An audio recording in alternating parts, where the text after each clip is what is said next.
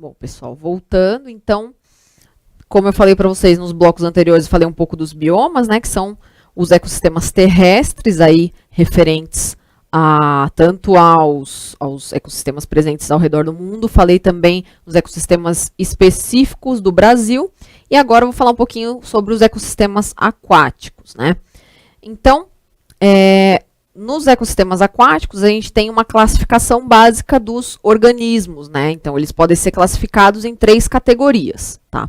Então, primeiramente, a gente tem o plâncton, que é formado pelos organismos da superfície.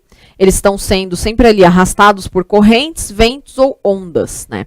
E aí, dentro do plâncton, a gente tem 2 divisões, a gente tem 2 classificações. Então, a gente tem o fitoplâncton, que é constituído por seres autótrofos, como as cianobactérias, e diversos tipos de algas, representando a base das cadeias alimentares, né? Então, essas algas, elas são responsáveis por grande produção do oxigênio terrestre, tá? E elas estão sempre ali na base dessas cadeias alimentares, principalmente dos ecossistemas aquáticos, né? Então, são seres autótrofos aí, que estão ali na base fazendo a produção tanto da matéria orgânica quanto do oxigênio necessário para os outros seres vivos, tá? E a gente tem o zooplâncton, que é formado por organismos heterotróficos, como protozoários, larvas de vários animais e pequenos crustáceos adultos, né? Então, o plâncton basicamente é aquela faixa aquela camadinha ali mais da superfície do ambiente aquático, em que os organismos ficam boiando, ficam sendo arrastados ali pela corrente, né? Pelas ondas, e ficam boiando ali na parte da superfície, tá? Aí depois a gente tem a terceira categoria, que seria o nécton, né?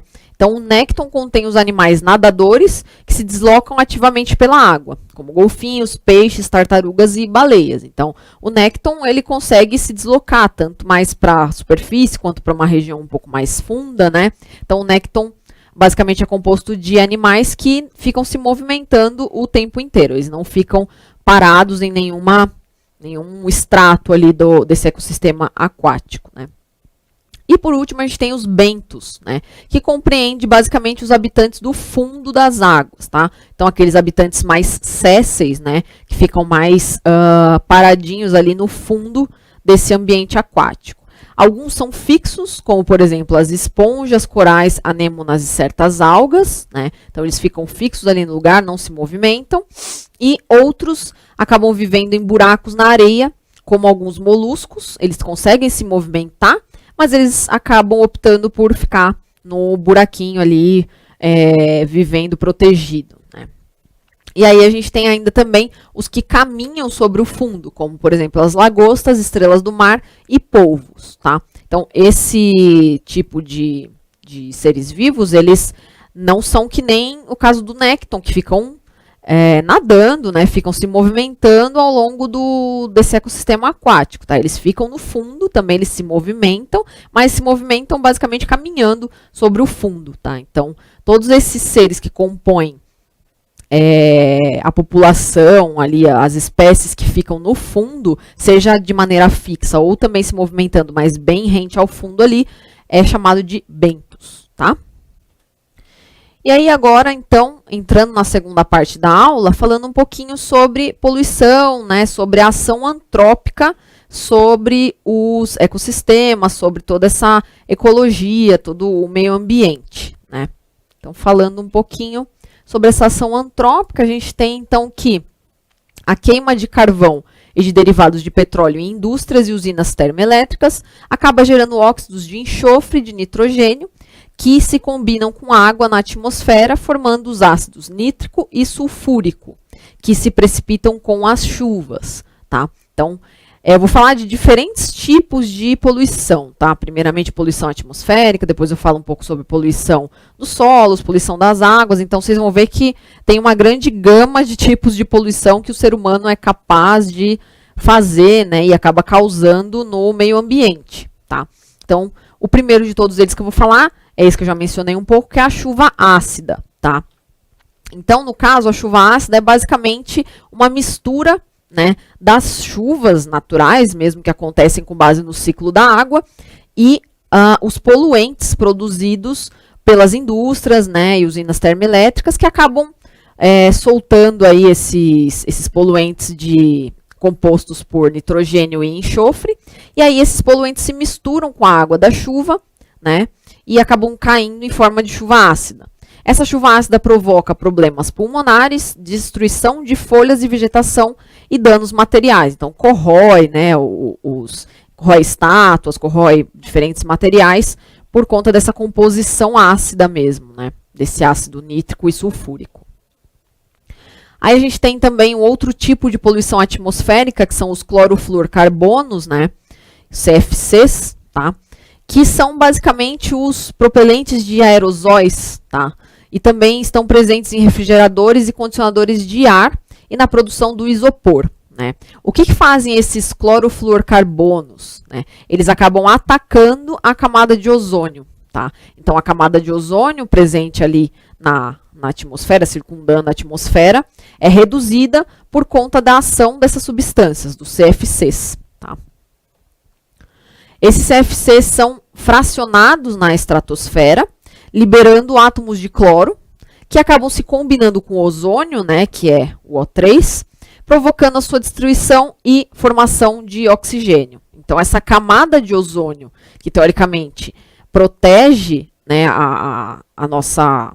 os nossos ecossistemas, o nosso meio ambiente, da incidência direta de luz solar, essa camada acaba sendo prejudicada por conta desses poluentes, né, porque ela acaba sendo destruída. Então, o cloro presente nesses poluentes entra em contato e reage com o ozônio, provocando sua destruição, e aí acaba formando oxigênio, que é liberado, né? Então, essa camada deixa de existir e deixa de proteger esse local, né, onde tem esses buracos na camada de ozônio, da incidência direta da luz solar, tá? A gente tem também o monóxido de carbono, que é um gás liberado na queima de combustíveis fósseis e em algumas outras fontes também, tá? Quando esse gás, né, o monóxido de carbono, que é o CO, é inalado e absorvido, ele se combina com a nossa hemoglobina, reduzindo sua capacidade de transporte de oxigênio no organismo, o que pode determinar a morte por asfixia, tá? Então, lembrando lá das aulas de fisiologia, de citologia, o que acontece na nossa respiração, né? Na nossa respiração a gente tem a absorção do oxigênio, né? E esse oxigênio é combinado com a hemoglobina, e aí ele passa, que está presente nas hemácias, né? Ele passa então a ser transportado pelas hemácias por meio dessa combinação de oxigênio e ferro presente na hemoglobina, né? Então, o oxigênio é transportado por essa hemácia e vai sendo distribuído ao longo dos tecidos, né? E sendo entregue nesses tecidos para poder fazer a produção de energia juntamente com glicose, tá? Então, a queima da glicose junto com o oxigênio produz energia. No caso do monóxido de carbono, ele é um tipo de poluente que acaba se grudando ali na hemoglobina de uma forma mais estável do que o oxigênio. Então, ele não desgruda, né? O oxigênio ele acaba desgrudando. Então, ele gruda quando a gente inala e depois, quando ele está lá perto do tecido, ele desgruda e vai para o tecido. O monóxido de carbono, ele gruda na hemoglobina e não solta mais, tá? Então, aí, o que acontece? Essa hemoglobina está ocupada com esse monóxido de carbono e não consegue mais transportar o oxigênio, que é o que ela deveria fazer na realidade, né? E isso acaba, então, podendo causar morte por asfixia no indivíduo que acaba inalando grandes quantidades de monóxido de carbono, tá? Aqui a gente tem aquela explicaçãozinha que eu tinha falado para vocês da camada de ozônio, né? Então, a gente tem aqui essa partezinha branca aqui, seria a camada de ozônio, né? E aí, a radiação solar entra e é basicamente filtrada por essa camadinha. Aí, vocês veem que ela tá com uma setinha menorzinha aqui, né? Então, essa radiação UV, ela acaba não chegando de uma forma tão direta e tão agressiva aqui na nossa superfície da Terra, né? Só que o que acontece com os CFCs? A camada de ozônio começa a ser destruída em determinadas localizações, que a gente chama de buracos na camada de ozônio, e aí a radiação UV consegue passar sem ser filtrada por essa camada de ozônio, e aí aqui a gente tem a setinha mais grossa, demonstrando então que essa radiação UV passa diretamente e acaba afetando, né, de forma mais violenta aí, a nossa superfície, tá? E acaba causando problemas como queimaduras e câncer de pele, catarata e alguns problemas imunológicos, né? Então, por isso que a gente sempre escuta, usem protetor, né, bem alto para poder se proteger da radiação UV, porque a gente tem essa diminuição aí dessa proteção da camada de ozônio, tá? Pelos CFCs, clorofluorcarbonos, tá? Aí a gente tem um outro tipo de poluição atmosférica, né, que é chamada de inversão térmica, tá? O que acontece na inversão térmica? A queda da temperatura no inverno faz com que o ar fique mais frio e mais denso, acumulando-se sobre as cidades como um manto de poluentes.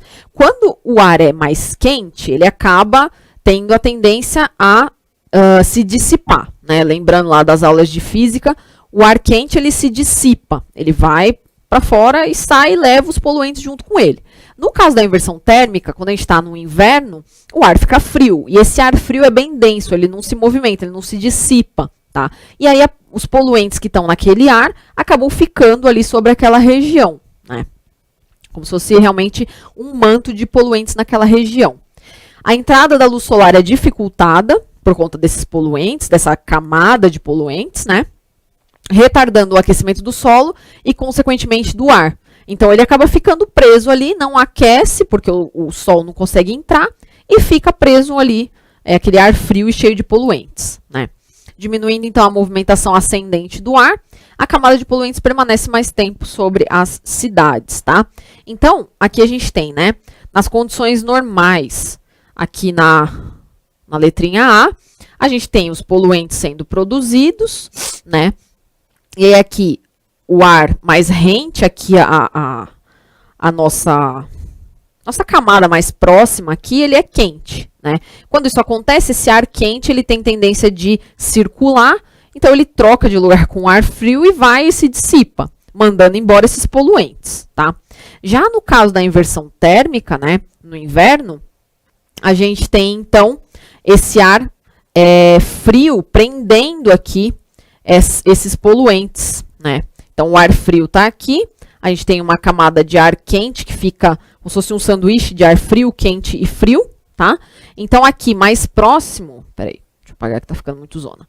Mais próximo aqui da nossa região, né, das cidades, a gente tem o ar frio, tá? Então, esse ar frio, ele prende esses poluentes, né? E aí, esse ar quente, nessa camada de inversão, ele não consegue fazer aquele movimento, né, de circular, tá?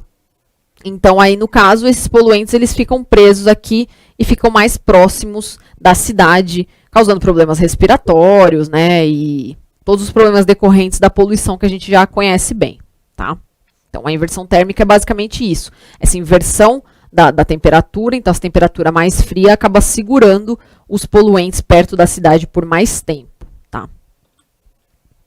Aí, a gente tem também conceitos aí que são bem conhecidos, também atuais, né, que é o conceito do aquecimento global, né, então a presença do carbono e do aquecimento global, tá?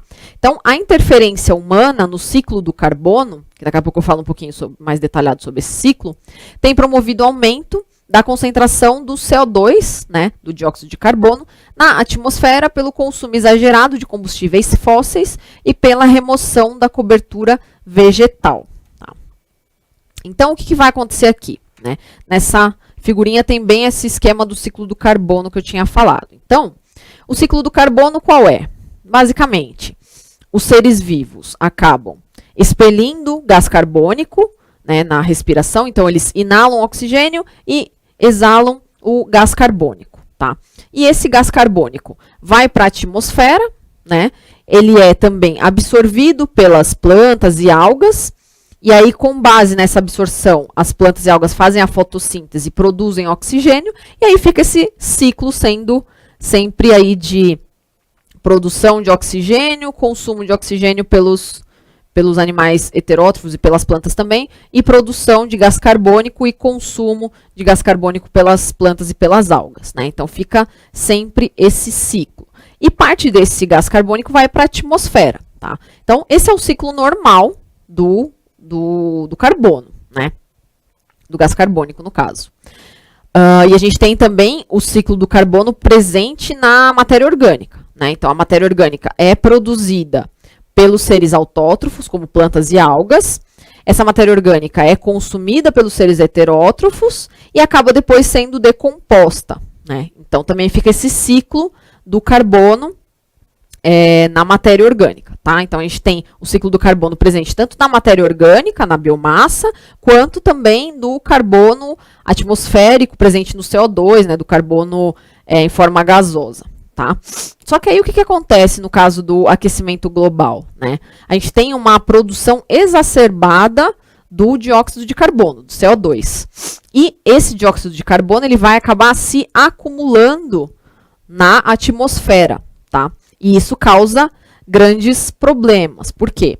O normal seria que esse gás carbônico fosse produzido e grande parte, a maior parte dele, utilizado pelas plantas e algas para produção de matéria orgânica, na fotossíntese, tá? Só que com essa grande poluição, né, esse aumento da produção de CO2 e outros gases, esses gases começam a se acumular na atmosfera, tá? E aí a gente tem o chamado efeito estufa, que é a retenção de calor na atmosfera por ação desses gases, como CO2, metano, óxido nitroso e vapor d'água, mantendo o planeta mais aquecido, né? Então, mais aquecido do que o normal, tá?